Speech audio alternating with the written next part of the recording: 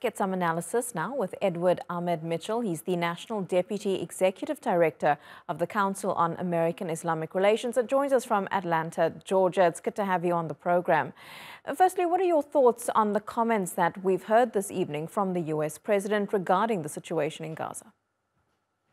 Look, over the past few weeks, President Biden has softened his rhetoric about what is happening in Gaza. He has expressed more sympathy for the Palestinian people. He has acknowledged the horrific crimes that are being committed there to some extent. He said that what Netanyahu is doing is over the top, but his rhetoric is falling far short of what it needs to be, and his actions are falling far short of what they need to be.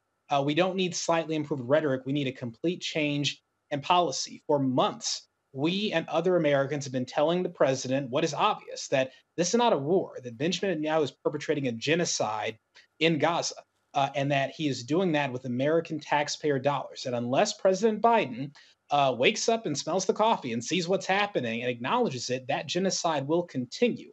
And that's what we're seeing happen in Rafah right now. And so the president has to go further. He has to go beyond improved rhetoric. He has to change the actions of our government by demanding a ceasefire and not sending more military aid and money to the Netanyahu government.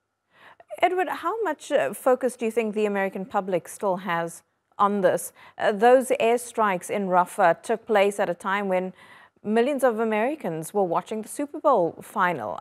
At this point, how much airtime is Gaza getting that it is still affecting Americans in any way?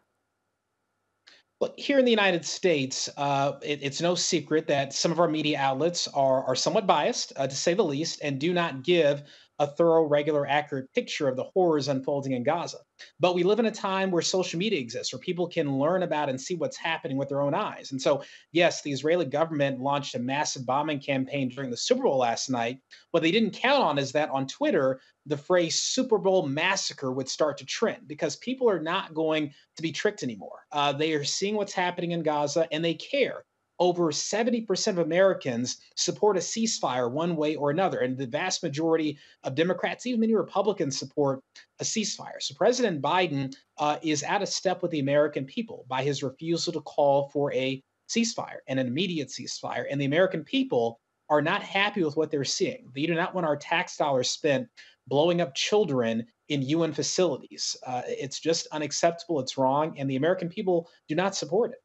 So how do you think this is going to then affect the November elections? Because if this is what the Biden administration is doing, if you had a Republican administration, would they be doing anything different?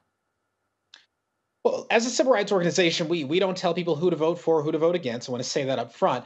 But we do track voter sentiment. We do talk to the community to see what they're planning to do. And I think that all bets are going to be off in November. Our polling 4 years ago showed that the overwhelming majority of American Muslims voted for President Biden. I have no idea what is going to happen in November. This obviously upset many American Muslims and Arab Americans. They are very frustrated by what they're seeing. They feel this does not represent, these policies do not represent them, do not represent justice. And so I do think that what is happening in Gaza will impact how people vote in the fall. What the result of that will be, there's no telling. But we do plan to conduct regular polling to find out what the American Muslim community plans to do, and we will encourage them to vote no matter who they're voting for.